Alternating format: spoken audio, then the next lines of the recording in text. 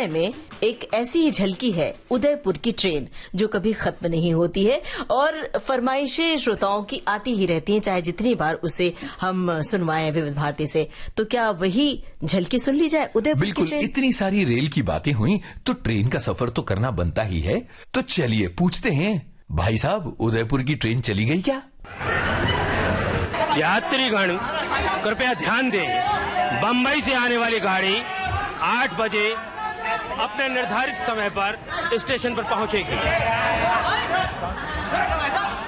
वो रहा inquiry officer, बहुत सुंदर बैठे हैं। भगवान, मेरी ड्यूटी का पहला दिन है। Good morning sir. क्या क्या कहा तुमने? Good morning sir. Good morning sir. Yes sir. घड़ी है तुम्हारे पास? घड़ी? हाँ घड़ी है ना। क्यों? अरे घड़ी का ताल्लुक है घड़ी? हाँ घड़ी है ना। क्या टाइम हुआ? 12:30। 12:30? हाँ। फिर गुड मॉर्निंग क्यों? हाँ? गुड आफ्टरनून क्यों नहीं? Yes sir. Good afternoon sir. Thank you, जाओ। सर सर अब क्या है? सर मैं आया हूँ। आप आए हैं ये तो मैं देख रहा हूँ। आपकी फोटो उतरवाऊँ? नहीं सर, वो बात ये सर। नहीं, तुम लेट हो, मान लो कि तुम लेट हो। हाँ सर, वो तो मैं मानता हूँ सर, मैं लेट हूँ, लेकिन सर वो बात ये कि जब मानते हो कि लेट हो तो फिर ये लेकिन वेकिन क्यों लगा रहे हो? वो सर बात ये सर, वो मैं ये कह रहा था। अच्छा छोड़ो, वहाँ उस कुर्सी पर बैठना है तुम्हें। इस पे? ठीक है सर। हाँ हाँ बैठ गया सर। हाँ, अब ये पूछताछ का दफ्तर है। यस सर, पूछताछ जानते हो? हाँ। किसी भी यात्री को उसकी मांगी गई पूरी जानकारी मिलनी चाहिए। Yes sir. समझ गए? समझ गया सर। और हर यात्री से बड़े प्यार से, धीरे से और मुस्कुरा कर बोलना है। जी सर। तो फिर शुरू हो जाओ। हाँ सर। क्या शुरू हो बोलूं? जाओ। हाँ तो सर कोई पूछेगा तो बोलूंगा ना। अरे तो मैं पूछ रहा हूँ ना। हाँ पूछो। आपकी पूछताछ की खिड़की कब खुलती है? अरे मुझे क्या पता कब खुलती है, मैं तो आज ही आया हूँ। खा गए ना कच्चा? जी हाँ, टेम्पर लूज कर दिया तो? अभी समझाया था, बड़े मुस्कुरा कर प्यार से बोलना है। खड़े हो जाओ सीधे। अच्छा सर, मुस्कुरा कर। हमको मुझे पता नहीं साहब कब खुलती है, मैं तो आज ही आया हूँ। ये दांत क्यों दिखा रहे हैं आप? अरे हंसने के साथ जरूर यही क्या कि दांत दिखाओ। अच्छा सर। मुंह बंद करो। हाँ, मुझे पता नहीं सर, मैं तो आज ही आया हूँ। अब क्या हुआ? पेट में ऐंठन हो रही है या किसी ने गला दबा दिया? अजी मैं बोल लूंगा साहब, आप ठीक है मैं देख लूंगा। कोई बात, पसीना पोंछो। अबे मेरा नहीं, अपना पसीना पोंछो और उस कुर्सी पर जाकर बैठ जाओ। ठीक है साहब। खिड़की खोल लो और अपना काम शुरू करो। हाँ, यस सर। दिक्कत हो तो मेरे पास, मेरे कैबिन में आ जाना। आ जाऊंगा सर, बिल्कुल आ जाऊंगा, आपके कमरे में आ जाऊंगा सीधा ही। मैंने कोई लतीफा कहा है? नहीं तो फिर हंसे क्यों? वो तो मैं यूं ही हंस रहा था सर, वो अभी कहा था ना हंस के। अब खड़े खड़े मुंह क्या देख रहे हो मेरा? खिड़की खोलिए और अपना काम शुरू कीजिए। दिक्कत हो तो मेरे पास आ जाना। हाँ सर आ जाऊंगा। क्या आदमी है, पता नहीं सुबह सुबह किसका मुंह देखा था। राम राम राम राम राम राम राम राम राम। राधे राधे राधे राधे। कृष्णा कृष्णा। मैं पूछ रहा था क्या इंक्वायरी ऑफिस यही है? हाँ हाँ यही है। क्यों? मतलब पूछताछ यही होती है? अरे यही होती है। भाई साहब, इस शहर में अच्छे से अच्छे कपड़े कहाँ मिलते हैं? कपड़े? हाँ हाँ कपड़े, पैंट शर्ट कुर्ता पजामा धोती वगैरह कहाँ मिलते हैं? मुझे क्या पता भैया कहाँ मिलते हैं। पता नहीं, कमाल है। क्या कमाल है? भाई साहब आप बता सकते हैं इस शहर में अच्छे से अच्छे जूते कहाँ मिलते हैं? जूते? हाँ जूते, काले भूरे लाल नीले, पैर में पहनते हैं जूते। अरे मुझे मालूम है पैरों में पहनते हैं, लेकिन भैया जूतों से मुझे क्या मतलब? कोई मतलब नहीं है। अच्छा भाई साहब एक बात बताइए आप, मुझे अपनी पत्नी के लिए हार खरीदना है, कहाँ से खरीदूं? अबे तू तेरी पत्नी के लिए कहीं से भी हार खरीद यार, चोरी का डाका डाल, मेरे से क्यों पूछ रहा है?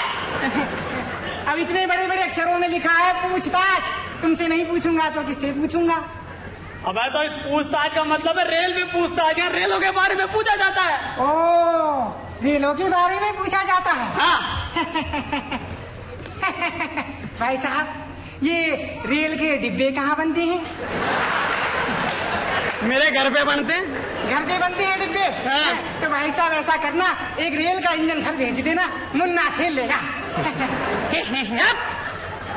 अबे डब्बे कहाँ बनते हैं, रेल का इंजन बाहर कहाँ बनता है, इस बात से मुझे क्या लेना देना? तो भाई साहब गुस्सा काहे को होते हो? रेलों के बारे में ही तो पूछ रहा हूँ ना। अब तो रेलों के बारे में पूछने का मतलब है रेलों के आने जाने के बारे में पूछना। ओ, रेलों के आने जाने के बारे में पूछना। भाई साहब ये रेल आती क्यों है? यात्रियों को लेने आती है बाबा जी। तो गुस्सा क्यों होते हो? हैं? फिर जाती क्यों है? उन्हें लेकर जाती है, पर तुझे कहाँ जाना है? मुझे तो कहीं नहीं जाना, मैं तो यूं ही टाइम पास करने आया था। टाइम पास करने आया था? भाई साहब इंजन भेज देना। टाइम पास करने आया था? अजय भाई साहब जी, क्या बात है भाई साहब, क्यों आप रहे हो आप? अरे 5 नंबर के पेड़ों से पकड़ आ रहा हूँ भाई साहब जी। अरे ऐसी क्या बात आ गई यार? मैं जानना चाह रहा था भाई साहब जी, ये भोपाल ये जो उदयपुर जाने वाली ट्रेन है भाई साहब जी, कितने बजे जाती है? उदयपुर जाने वाली भाई साहब जी, उदयपुर जाना है भाई साहब जी। अरे देख के बता रहा हूँ भाई, ये ठावस तो भाई साहब जल्दी बताओ जी। उदयपुर जाने वाली ट्रेन आई जाइए भाई साहब, बता रहा हूँ भैया। अरे भैया वो तो 11 बजे जाती है, वो तो गई। हाँ गई। अरे उदयपुर जाने वाली ट्रेन। अरे हाँ भाई उदयपुर जाने वाली ट्रेन। ओ जो 5 नंबर के प्लेटफॉर्म से जाती है भाई साहब जी वो। अरे हाँ भाई 5 नंबर के प्लेटफॉर्म से जाती है, गई वो ट्रेन। आप समझ नहीं रहे, 7 डाउन है वो, पूछ रहे हैं। मुझे मालूम है 7 डाउन है, 7 डाउन है, 5 नंबर के प्लेटफॉर्म से जाती है, उदयपुर जाती है, 11 बजे जाती है ट्रेन। गई क्या? हाँ गई। अच्छा भाई साहब। क्या अच्छा भाई साहब? अजी भाई साहब जी क्या है? अजी कहीं शंटिंग करने तो नहीं गई है? अब शंटिंग करने वो 9 बजे जाती है भाई, और अभी 12:30 बज चुके हैं, ट्रेन गई। अरे तो नियम थोड़ी, कभी लेट भी तो जाती होगी ना। अरे आज नहीं हुई लेट, मतलब चली गई। चली गई। ठीक है भाई साहब। क्या ठीक है? ओ भाई साहब जी। अरे अब क्या है भाई? अजी कहीं ऐसा तो नहीं वो दूसरे प्लेटफॉर्म में खड़ी हो, आपको पता ही नहीं हो? हम तो पागल है, हम तो यूं ड्यूटी पे आ गए। अबे यार ये रजिस्टर क्यों रखा है यहाँ, काहे के लिए रखा होता है? इसमें देख कर बताया ना मैंने, गई ट्रेन। गई क्या? हाँ गई। ठीक है भाई साहब। पता नहीं कैसा आदमी। भाई साहब जी अरे अब क्या है यार, आप मजाक तो नहीं कर रहे ना? तू जीजा जी लगता है मेरा, तो भाई है मेरा, दोस्त है, तो क्यों मजाक करूंगा? देर से उदयपुर जाने वाली ट्रेन गई तो गई। खाओ मेरी कसम। तेरी कसम भाई, तेरे पिताजी की कसम, अरे तेरे पूरे खानदान की कसम दादा, उदयपुर जाने वाली ट्रेन गई। वास्तव में गई क्या भाई साहब? वास्तव में गई यार, सच्ची में गई। सच्ची? सच्ची गई, रियली में गई। अरे उदयपुर जाने वाली ट्रेन गई बाबा। ठीक है भाई साहब। भगवान क्या करूं? अजी भाई साहब जी। अरे मेरे बाप, हमें उदयपुर जाने वाली ट्रेन गई। नहीं वो तो आपने बता दिया गई, तो मैं पूछ रहा था पूरी गई क्या? आधी खड़ी है बाहर। आधी खड़ी है ना? खुली। अबे आधी ट्रेन कैसे जाएगी? ट्रेन तो पूरी जाती है। पूरी जाती है? हाँ। फिर तो इंजन भी गया होगा। क्या आदमी, अबे इंजन के बिना ट्रेन चलेगी कैसे यार? इंजन ही तो ले जाता है ट्रेन को। गार्ड का डिब्बा भी गया क्या भाई साहब? गार्ड के डिब्बे, डाक के डिब्बे, सारे डिब्बे गए भैया, तू चलते नहीं कहा से? पहिए भी गए क्या भाई साहब? अब कौन से जन्म का बदला ले रहा है यार? अरे पहियों के बिना ट्रेन चलेगी कैसे? भाई साहब मेरा उदयपुर जाना जरूरी है, मैं छत पे बैठ के चल जाऊंगा। अरे तो जब ट्रेन ही नहीं है तो छत कहाँ से आई? क्यों, छत भी जाती है ट्रेन के साथ? नहीं भाई साहब, वो छत तो क्या ट्रेन के पीछे पीछे चलती है। मैं भी यही सोच, ट्रेन में ही तो लगी होती है छत। अच्छा भाई साहब आप कह रहे तो मान लेता हूँ। कान होगी लगा दी पहले दिन तो पौड़े पौड़े लोग मिल रहे। ओ भाई साहब जी, अरे अब क्या है यार, कोई दूसरा इंतजाम नहीं हो सकता क्या? एक इंतजाम तो हो सकता है भाई साहब। क्या भाई साहब? ऐसा करो आप मेरी पीठ पर बैठ जाओ, मैं ले चलता हूँ उदयपुर। ऐसे तो देर हो जाएगी। बेचारा कर रहे क्या? कोई इंतजाम नहीं हो सकता, समझे? चलो ऐसे। अजी भाई साहब मैंने टिकट लिया था, ट्रेन कैसे चली गई? अरे ट्रेन का टाइम हो गया भैया और तुम लेट हो गए इसलिए चली गई। नहीं मैंने टिकट लिया था भाई साहब। मेरा टिकट लिया था, तू भगवान हो गया कोई? देर से कहा ना उदयपुर जाने वाली ट्रेन गई, अब चलो ऐसे। अजय भाई साहब आप ऐसा कीजिए, ट्रेन को वापस बुला लिए, मैं लटक कर चला जाऊंगा। ट्रेन वापस नहीं आ सकती, समझे? अरे कैसे नहीं आ सकती? ये तो आप रेलवे वालों की धांधली है। रेलवे, हाय हाय रेलवे। ये क्या कर रहे हो यार? देखो आप मेरे को उदयपुर भेजो, नहीं तो मैं ऐसे नारे लगाऊंगा। तो मैं उदयपुर कैसे भेजूं? अरे कैसे भेजो? आपको क्या है कि एक आध डब्बे बाद में भेजने चाहिए ताकि लेट आने वाले पैसेंजर को अभी से बता ना हो। हाँ भाई साहब मैं आपकी सलाह है ना रेल मंदिर तक पहुंचा दूंगा। अरे लेकिन मैं अभी उदयपुर कैसे जाऊं? अरे तू कैसे ही जाए यार, मैं क्या करूं इसमें? हाँ मतलब एक काम हो सकता है, अरे आप बस से चले जाओ। बस से नहीं, मैं तो ट्रेन से जाऊंगा। अब ट्रेन तो चली गई तो मुझे लेकर क्यों नहीं गई? तो गलती हो गई भैया, रेलवे वालों से बहुत बड़ी गलती हो गई। अब आप मुझे बताइए उदयपुर कैसे जाऊं? अरे मैंने कहा ना दादा बस से चला जा। अरे आज तेरे बस से चला जा यार, मेरी छुट्टी का पहला दिन है, पैर पड़ू बस से चला। आरती दान तेरी जय जगदीश। भाई साहब बस से चले जाओ यार। ठीक है भाई साहब, अब आप इतना कह रहे हो तो मैं बस से चला जाता हूँ। बहुत बहुत धन्यवाद भाई साहब, बहुत बहुत धन्यवाद। भाई साहब जी अब बोलो, आप मेरा एक काम करोगे क्या? कहिए। वो बस स्टैंड थोड़ा दूर है यहाँ से। छोड़िए हम आपको। नहीं नहीं, आप फोन करके एक टिकट बुक करा दो मेरा। फोन करूँ? हाँ भाई साहब। हाँ 1 मिनट रुको भाई साहब। तो नंबर क्या है वहाँ का? 2 बस स्टैंड 26 21 22। मैं ये बता रहा था। 26 21 22। हाँ भाई साहब जरा सा। अरे उठा ले रे। हेलो हाँ बस स्टैंड से। हाँ साहब ये मैं पूछ रहा था साहब, ये उदयपुर जाने वाली कोई बस है क्या? हैं? नहीं भाई साहब मैं कर नहीं रहा हूँ, मैं तो सीधा ही हूँ। नहीं वो प्रॉब्लम है कुछ भाई साहब आज। हाँ मैं पूछ रहा था भाई साहब उदयपुर जाने वाली कोई बस की क्या है कि वो टिकट विकट मिल सकती है क्या? उदयपुर जाने वाली बस गई? हट ठीक है भाई साहब। भाई वो उदयपुर जाने वाली बस तो गई। ऐसे पूछो वास्तव में गई क्या? भाई साहब वास्तव में गई क्या? जी वास्तव में गई। ऐसे पूछो पूरी गई क्या? मतलब पूरी? अबे तेरी तो इधर आ तू। पूरी गई क्या? अरे भाई ज्यादा नहीं जी तेरी पगड़ी। बाबू मैं कोई पगड़ी बेचने थोड़ी आया हूँ। तो क्या कहना है फिर? मैं तो मैसेज देने आया हूँ। मैसेज देना? हाँ। क्या मैसेज देना भाई? वो जो सामने खंबे के सारे खड़ा है सारा लेके। कहाँ पे? वो सामने खंबे के देखो ना। वो हाँ। क्या कह रहा है वो? उससे पूछवाया कि उदयपुर जाने वाली ट्रेन गई क्या?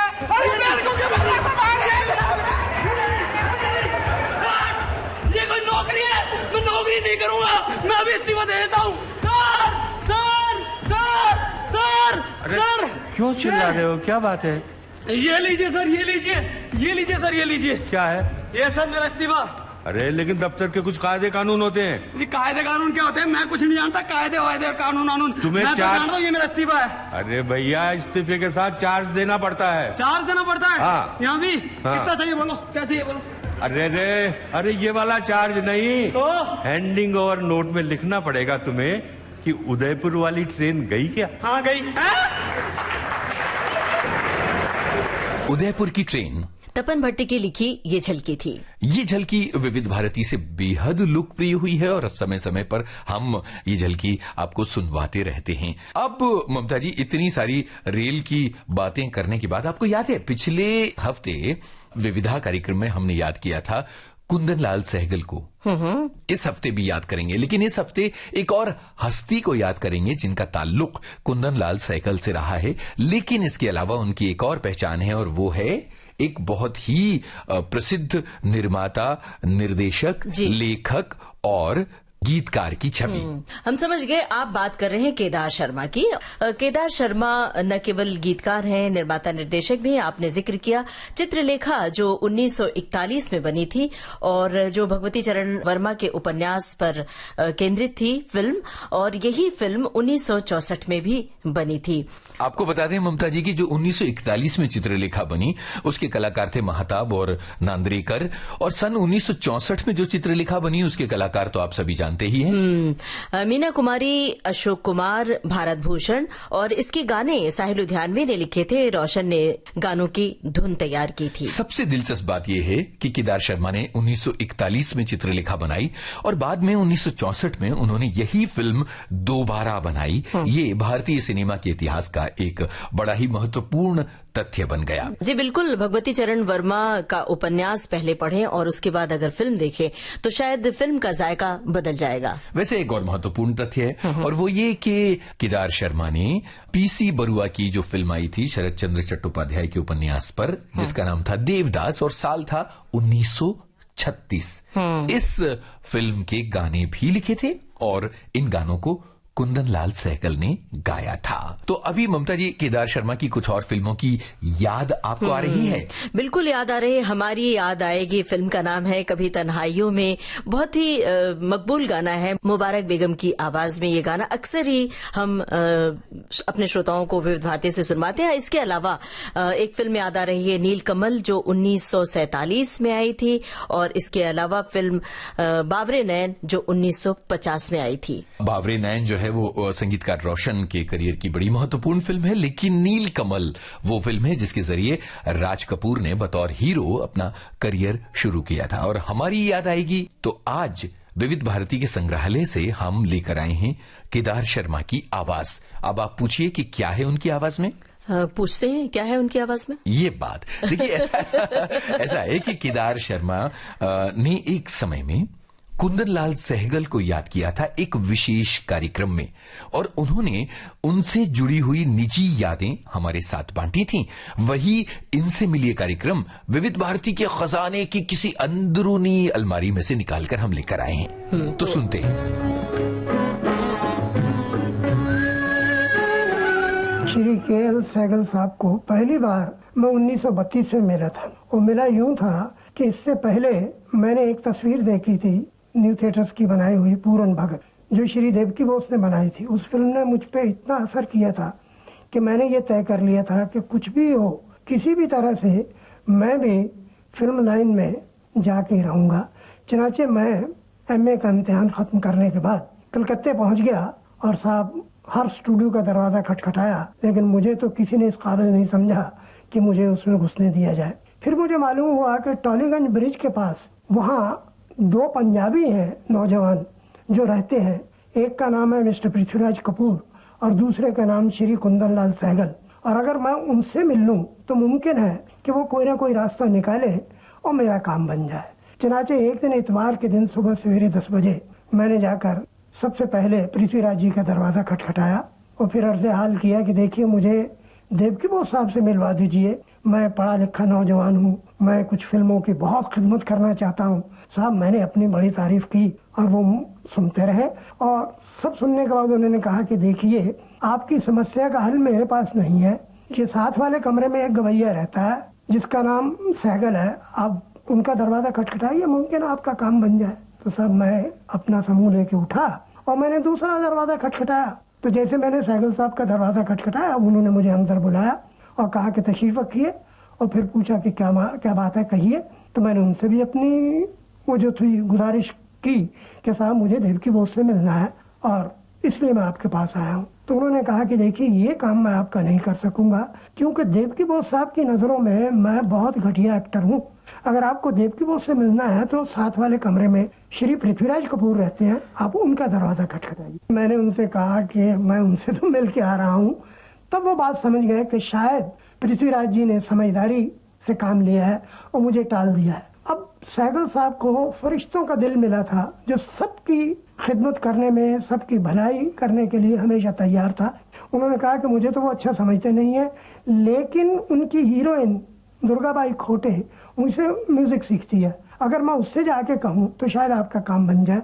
वो आपको देवकी बोस साहब से इंट्रोड्यूस करा देंगी और शायद आपका काम बन जाएगा। क्या सहगल साहब का शास्त्रीय संगीत का ज्ञान बहुत ऊंचा था? नहीं साहब, ये गलत फहमी है। सहगल साहब को शास्त्रीय गीत का इतना ज्ञान तो नहीं था, वो गवैये नहीं थे।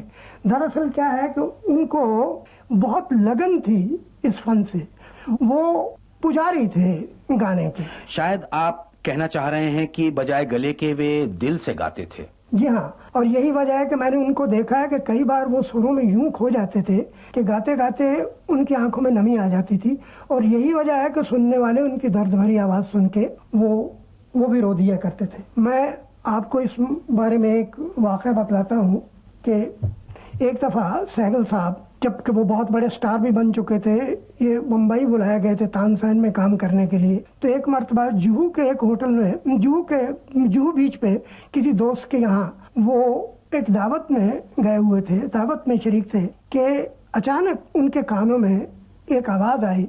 कोई दूर से गालिब की गजल गा रहा था, नुक्ता ची है गमे दिल उसको सुनाए न बने, क्या बने बात जहाँ बात बनाए न बने। तो सहगल साहब बेचैन हो गए और उन्होंने खाना पीना छोड़ के वो उस आवाज को फॉलो करना शुरू कर दिया कि वो किधर से आ रही है। चनाचे उस समंदर के किनारे किनारे चलते रहे और देखा कि एक फकीर बैठा हुआ वो गजल गा रहा है। वो जाकर उसके कदमों में बैठ गए और जब उसने लास्ट उसका मक्ता भी पढ़ा कि इश्क पर जोर नहीं है ये वो आतिश गालिब जो लगाए न लगे और बुझाए न बने। जब वो ये मक्ता खत्म कर चुके तो सैगल साहब ने बेख्तियार कहा वाह वाह वाह वाह सुभान अल्लाह। तो फकीर ने चौंक के कहा बाबा किस बात की दाद दे रहे हो, गजल की? तो उन्होंने कहा नहीं साहब मैं तो आपके गाने की दाद दे रहा हूँ। तो फकीर ने कहा बेटे गा कौन रहा था? मैं तो फरियाद कर रहा था। वो जो नीली छतरी वाला है ना उससे फरियाद कर रहा था। ये गाना नहीं ये फरियाद है। और चूंकि ये फकीर फरमा रहे हैं कि चूंकि वो जो नीली छतरी वाला है ना वो अनपढ़ है, वो कोई जबान नहीं जानता, वो ना वो संस्कृत जानता है ना वो अरबी आती है उसे, ना वो फारसी समझता है ना वो पाली जानता है, वो तो 7 सुरों की जबान समझता है। इसीलिए मैं अपने दर्द को सुरों में समोकर उस तक रसाई कर रहा था। ये सुनते ही सैगल की आंखों में आंसू आ गए और कदम पकड़ के कहा कि बाबा मेरे लिए भी दुआ करो कि 7 सुरों के जरिए वहां तक तो मेरी रसाई नहीं हो सकती, परवरदिगार तो नहीं लेकिन परवरदिगार के जो बंदे हैं कम से कम मैं उनकी मंजूरी तो ले लूं कि मैं कुछ गाता हूँ। जब उस फकीर का वो गाना सुन चुके तो उनके बटुए में जितने रुपए थे वो उन्होंने उसके कदमों में रख दिए और जब वो वापस आए और आके किस्सा बयान किया तो दोस्तों ने कहा कि कमाल है, आपने बगैर गिने के पर्स में कितने रुपए थे फकीर के कदमों में रख दिए। तो उनका ये कहना था कि मुझे देने वाला क्या गिन के देता है मुझे, तो मैं उसके बंदे को गिन के देता। वाह कितनी ऊंची बात। हाँ, इससे आप ये अंदाजा कीजिए कि उस जमाने का फिल्म का एक एक्टर कितना साहिब दिल था। वो बहुत ही खूबसूरत इंसान थे। मैं आपको एक वाक़या सुनाता हूँ, इससे आपको पता चल जाएगा। सब वो एक्टर होने से पहले वो सेल्समैन थे, वो टाइप राइटर्स वगैरह कुछ बेचा करते थे और पार्ट टाइम जॉब के लिए वो क्या करते थे कि कुछ पारचात कुछ साड़ियाँ ले जाकर मोहल्ले गली कूचों में वो फेरी लगाया करते थे, बेचा करते थे। एक जगह से जब वो वहाँ से गुजरते तो एक मोहल्ले में एक गरीब आदमी का झोंपड़ा था। वहाँ से एक छोटी सी लड़की 8-10 बरस की हमेशा आके उनको रोक लेती और कहती कि हमें कोई सब्ज रंग की साड़ी हमारे नाप की दिखाओ। और सैगल साहब बिल्कुल नाराजगी नहीं फील करते, वो उसको साड़ियाँ दिखाते। फिर वो एक साड़ी चुन के कहती इसके दाम क्या है? तो सैगल साहब कहते भैया ये तो 10 रुपए की है। तो वो गरीब लड़की उसको गाल से लगा के साड़ी को वहीं रख देती और कहती हम ये नहीं खरीद सकते और चली जाती। ऐसा कई बार हुआ। सैगल साहब बड़े साहिब दिल थे, उनके दिल पे इस बात की चोट लगती थी कि ये बच्ची ले नहीं सकती और इसको अच्छी लगती साड़ियाँ। तो एक दिन क्या हुआ कि वो खुद आए और उस दिन इत्तेफाक से वो लड़की झोंपड़े से बाहर नहीं आई। तो ये खुद गए उसके झोंपड़े में और अंदर जाके देखा वो लड़की उदास बैठी थी। तो उस दिन बंगाली में ये कहा कि माँ ये मैं तेरे लिए नजराना लाया हूँ, अगर तुम इसे कबूल कर लोगी तो मैं समझूंगा कि तुमने मुझे भी अपना दादू अपना बड़ा भाई समझा है। तो उसने सैगल साहब ने वो 15 रुपए की साड़ी उसको दे दी और बाद में आकर जो उनके वो मालिक थे सेठ साहब जो जिनका माल वो बेचा करते थे उनसे कहा साहब इसके पैसे मेरी कमीशन से निकाल लीजिए और देखिए आइंदा मैं ये काम नहीं करूंगा, मेरे दिल पे चोट लगती है, मैं ये काम नहीं कर सकता। और उन्होंने वो पार्ट टाइम जॉब भी छोड़ दिया। आप इससे अंदाजा कर लीजिए कि वो कितने साहिब दिल थे। यूनुस जी एक बहुत बड़े कवि हैं जो हास्य कवि के रूप में जाने जाते हैं और मंच पर उनके बिना कवि सम्मेलन अधूरा सा लगता है। हर कवि सम्मेलन में काका हाथरसी की उपस्थिति जरूरी होती है और उन्हें सुनने के लिए बहुत देर तक इंतजार भी किया जाता है। बचपन में उनके कवि सम्मेलन उन्हें स्टेज पर हमने रूबरू देखा था, उन्हें सुना था और वो यादें हैं। तो उनकी कोई कविता अगर याद हो तो सुना दीजिए, आपके पास तो बहुत सारी जानकारी है, खजाना है। देखिए सबसे पहले तो ये कि काका हाथरसी जो है उनका असली नाम था प्रभु दयाल गर्ग जी। और दूसरी बात ये कि काका हाथरसी की कई ऐसी रचनाएं हैं जिनमें हास्य व्यंग्य का पुट है, वो आपको हंसाते हैं तो कहीं चिकोटी भी काटते हैं। अब जैसे उनकी कुछ पंक्तियां मैं सुनवा रहा हूं। लिखते हैं कि नाम मिला कुछ और तो शक्ल अकल कुछ और, नाम मिला कुछ और तो शक्ल अकल कुछ और, शक्ल अकल कुछ और, नैन सुख देखे काने, बाबू सुंदर लाल बनाए ऐचकताने, कहें काका कवि दयाराम जी मारे मच्छर, विद्याधर को भैंस बराबर काला अक्षर। क्या बात ये है। काका हाथरसी। ममता जी विविध भारती के संग्रहालय से हमें मिली है काका हाथरसी से बातचीत की एक अनमोल रिकॉर्डिंग। ये चुटीली बातचीत सुन ली जाए। बिल्कुल सुन ली जाए।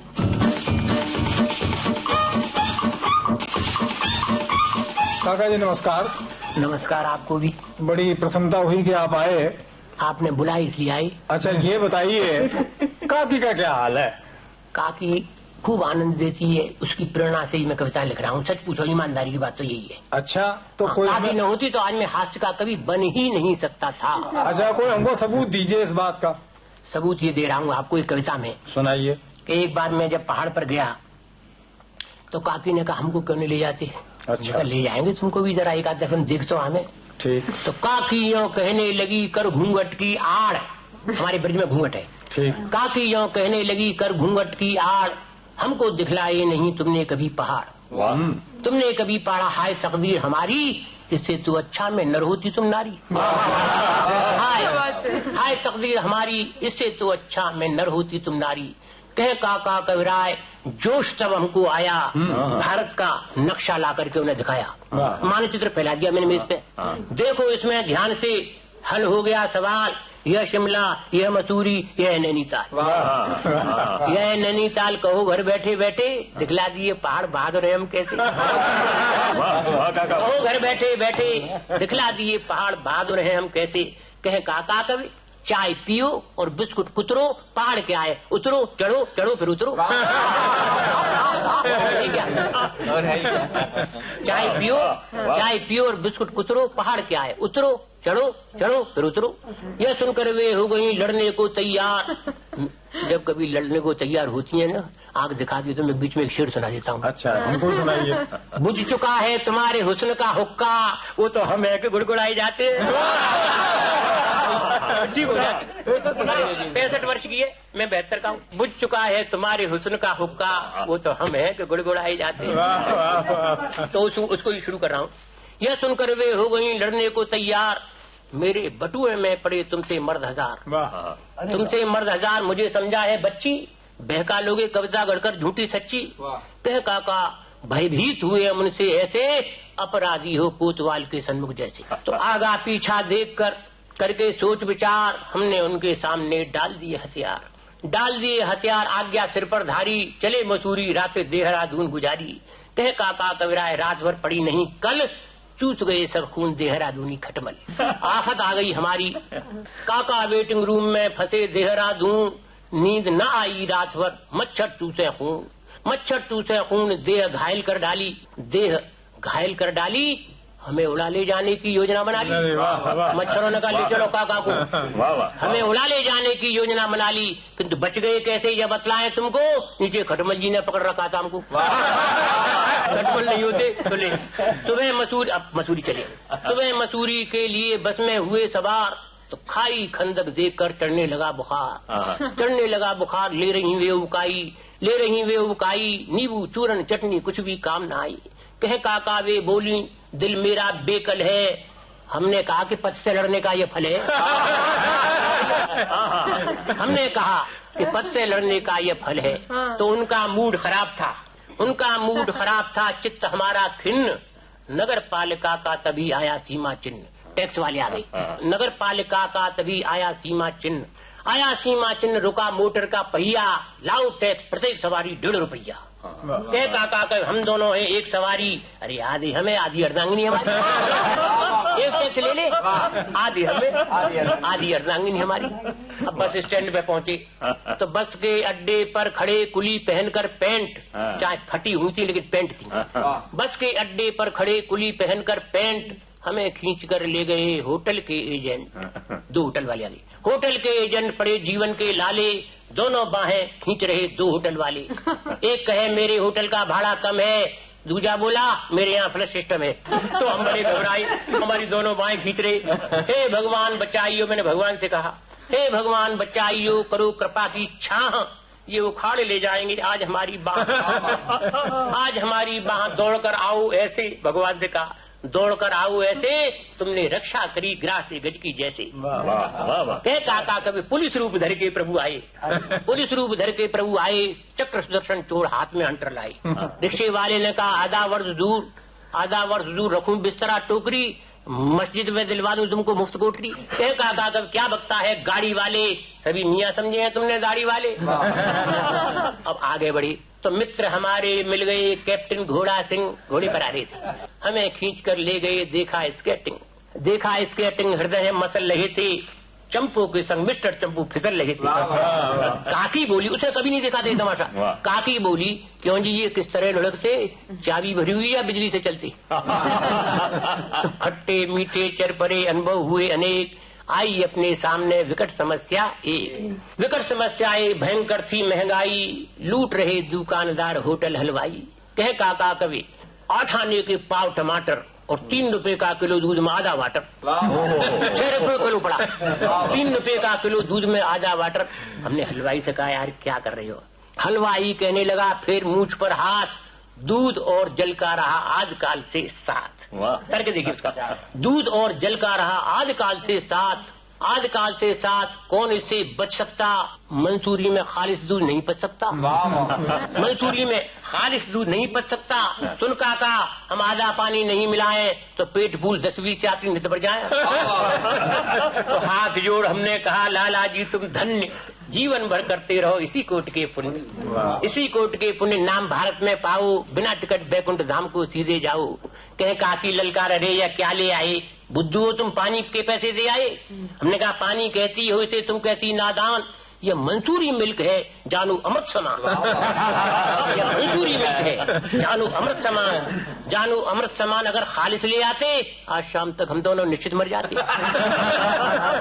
अच्छा काका जी, आपका तो जो इष्ट है वो तो हास्य रस है क्या? और साहित्यकारों ने कहा, किसी ने कि करुण जो है वही एकमात्र रस है, किसी ने श्रृंगार को रसाज बनाया, किसी ने वीर रस को। तो आपने अपने इन रसों में कोई हास्य की स्थिति पैदा करने की कोशिश की? सर्वश्रेष्ठ हास्य रस, हास्य का सब रसों का राजा हास्य रस, मेरी मान्यता है। ठीक, तो मैंने कभी कभी वीर रस में भी हास्य दिखा दिया। हाँ, एक वीर रस के कवि सम्मेलन में पहले हमने 4 लाइन एक पुरानी सुना दी जी। लड़ाई की तैयारी रखो तो लड़ाई पास नहीं आती, जैसे अपनी लुगाई पास हो तो दूसरी लुगाई पास नहीं अब हाथरस में वीर रस। अपने शौर्य और साहस की, पहले मैंने ये कहा मंच पर आते ही माइक पर, मैंने कहा जो कविता मैं आपको सुना रहा हूँ आज, यह मैंने सन 1857 में लिखी थी। क्रांति लोग मान गए। अपने शौर्य और साहस की तुमको झलक दिखाऊंगा, अपने शौर्य और साहस की तुमको झलक दिखाऊंगा, नहीं सुहाती शांत मुझे मैं गीत क्रांति के गाऊंगा। सांस रोककर सुनना मित्रों, मन की व्यथा बताता हूँ, 1857 की तुमको कथा सुनाता हूँ। तो आंखों में ज्वाला थी, दिल में धधक रहे थे अंगारे, आंखों में ज्वाला थी, दिल में धधक रहे थे अंगारे, युद्ध भूमि में मैंने मुर्दे पटक पटक कर दे मारे। अरे नाना राव पेशवा का हुक्का में ही तो भरता था, नाना राव पेशवा का हुक्का में ही तो भरता था, और झांसी वाली रानी के घोड़े पर मालिश करता था, झांसी वाली रानी के घोड़े पर मालिश करता था। मैंने मंगल पांडे को विप्लव की भंग पिलाई थी, इतिहास की बात बता रहा हूँ। मैंने मंगल पांडे को विप्लव की भंग पिलाई थी, और वीर तांतिया टोपे को मैंने ही जंग सिखाई थी। 5 हॉर्स पावर थी मेरी साधारण सी टक्कर में, लेकिन काया पिचक गई पिछले चुनाव के चक्कर में। काया पिचक गई पिछले चुनाव के चक्कर में, फिर भी इतना बल है मेरी सूखी हुई कलाई में, आज्ञा दें तो आग लगा दूं फौरन दिया सलाई में। अच्छा काका, आपने कुछ अपनी इस हास्य रस में गजलें भी लिखी हैं क्या? जी हाँ, ऐसा हुआ। एक हाथरस में कवि सम्मेलन हुआ था हमारे नगर में ही, तो वहाँ इस बार जो कवि सम्मेलन हुआ उसमें एक कवि ने गजल सुनाई हिंदी के ने। अच्छा। मेरी पत्नी श्रोताओं में बैठी थी, तुम्हारी काकी। उसने कहा हिंदी के कवि गजल लिख रहे हैं, तुम क्यों नहीं लिखते? हमने कहा गजल का मतलब समझती हो मैडम? बोले क्या? मैंने कहा तुमने कभी गजक खाई है? गजक गुड़ और तिल से बनती है, और गजल दिमाग और दिल से बनती है। हमने कहा गजल पेश कर रहे हैं, इसमें दिल तुम्हारा दिमाग हमारा, और ये भी बता रहे हैं हम कि गजल कहते किसको है। देखिए मेरी उसकी बात हो रही है, आप तो सुनिए, पत्नी से बात हो रही है। दिल को इस दिल से मिलाओ तो गजल होती है, दिल को इस दिल से मिलाओ तो गजल होती है, रूप का सूप पिलाओ तो गजल होती है, रूप का सूप पिलाओ तो गजल होती है, झोंक कर भाड़ में मनहूसियत के कूड़े को। मैंने कहा हास्य कवि की पत्नी उदास क्यों रहती हो? झोंक कर भाड़ में मनहूसियत के कूड़े को, खुशी के फूल खिलाओ तो गजल होती है। अगले शेर पर आपकी विशेष बात चाहूंगा। और मैंने कहा उनसे कि बजा के चिमटा या कोई खास इशारा करके हमको कमरे में बुलाओ तो गजल। बजा के चिमटा या कोई खास इशारा करके हमको कमरे में बुलाओ तो गजल होती है। अगला शेर, प्यार की प्लेट में भर करके हुस्न का हलवा। प्यार की प्लेट में बड़ा स्वाद आता है साहब। प्यार की प्लेट में भर करके हुस्न का हलवा अपनी उंगली से चटाओ तो गजल होती है। अपनी उंगली से चटाओ तो गजल होती है। एक छोटी सी गजल और अभी हमने लिखी, अभी छोटी सी आसाम यात्रा से हम लौटते रेल में लिखी। उसका शीर्षक है गजल बुढ़ापे की। बुढ़ापे में भी हमने इश्क की तिकड़म निकाली है। अब और सोच ले, मैं तो कह रहा हूँ। बुढ़ापे में भी हमने इश्क की तिकड़म निकाली है, तेरी मम्मी की फोटो अपने सीने पे लगा ली। बुढ़ापे में भी हमने इश्क की तिकड़म निकाली है, तेरी मम्मी की फोटो अपने सीने पे लगा ली। ये नागिन जैसी लट जो आपने कांधे पे डाली है, ये नागिन जैसी लट जो आपने कांधे पे डाली है, प्लास्टिक मेड है या पूंछ घोड़े की लगा ली है? प्लास्टिक मेड है या पूंछ घोड़े की लगा ली है। चलो झगड़ा मिटा, दोनों बराबर हो गए जाना, हमारे दांत नकली हैं, तुम्हारी जुल्फ जाली। ममता जी, हमने अलग अलग तारीखों का जिक्र किया, जैसे कि हमने बताया कि 16 अप्रैल को मनाया जाता है रेल दिवस। भारत में पहली रेल उस दिन चली थी। और केदार शर्मा का जिक्र इसलिए किया क्योंकि 12 अप्रैल को उनका जन्मदिन होता है। अब 17 अप्रैल को एक ऐसा दिन होता है जो बहुत ज्यादा मायने रखता है, और मुझे लगता है ममता जी आपको इस दिन के बारे में मालूम है। बिल्कुल, हमें याद है वर्ल्ड हीमोफीलिया डे है, और हमें लगता है कि इस एक दिन के बहाने हम श्रोताओं को जागरूक कर सकते हैं, उन्हें सचेत बना सकते हैं अपनी सेहत के प्रति। ये एक ऐसी बीमारी है, जब कहीं चोट लग जाए या फिर खून की धारा जब बहने लगती है तो वो ब्लीडिंग रुकती नहीं है। तो ये बच्चों में ज्यादा पाई जाती है। तो अगर इस तरह की बीमारी बच्चों में पाई जाती है तो बहुत जल्दी सतर्क हो जाना चाहिए, डॉक्टर के संपर्क में आना चाहिए। कई बार ऐसा होता है कि खास तौर से गांवों की ओर हम देखते हैं कि जब बच्चों को खून बहने लगता है, खास तौर से नाक से, जिसे नक्सीर फूटना कहते हैं, तो लोग घरेलू इलाज करते हैं। तो जब बच्चों को कभी ब्लीडिंग हो और हैवी ब्लीडिंग हो तो तुरंत डॉक्टर के संपर्क में जाएं। बिल्कुल ममता जी, ये जो हीमोफीलिया है ये एक आनुवंशिक बीमारी है जिसमें खून का थक्का बनना बंद हो जाता है। जब शरीर का कोई हिस्सा कट जाता है तो खून के थक्के बनाने के लिए जरूरी घटक खून में मौजूद प्लेटलेट से मिलकर उसे गाढ़ा कर देते हैं और खून का बहना अपने आप रुक जाता है। जिन लोगों को हीमोफीलिया होता है उनके शरीर में ये थक्का बनाने वाले घटक बहुत कम होते हैं, इसलिए उनका खून लगातार बहता चला जाता है। ये बीमारी मुख्य रूप से आनुवंशिक कारणों से होती है और दो तरह की होती है। हीमोफीलिया ए में फैक्टर 8 की कमी होती है और हीमोफीलिया बी में फैक्टर 9 की कमी होती है। तो हीमोफीलिया के बारे में जागरूकता फैलाने के लिए ये बात हमने कही। वैसे तो हम यही चाहते हैं कि दुनिया में सभी लोग स्वस्थ रहें और सभी मुस्कुराते रहें। और अब चलिए संग्रहालय में खोजबीन नहीं करनी है, अगले हफ्ते के लिए कुछ तो ढूंढना होगा। अनमोल रिकॉर्डिंग्स और कुछ अनमोल नाटक, कहानियां, कविताएं, ये सब तो ढूंढना होगा ना। बिल्कुल, फिर एक बार बचपन के संसार में चले जाते हैं, क्योंकि जब संग्रहालय की बात आती है तो किताबें बहुत खोजी जाती थी और संग्रहालय से किताबें खोज कर पढ़ने का मजा ही अलग होता था। तो इसी तरह विविध भारती के संग्रहालय में अनमोल रिकॉर्डिंग्स का खजाना है।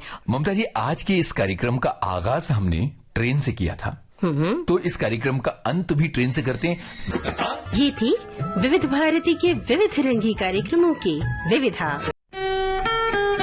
दिन की भागदौड़ के बाद सुकून का एक कोना, मैं और मेरी तन्हाई, सुनहरे गानों का बिछौना।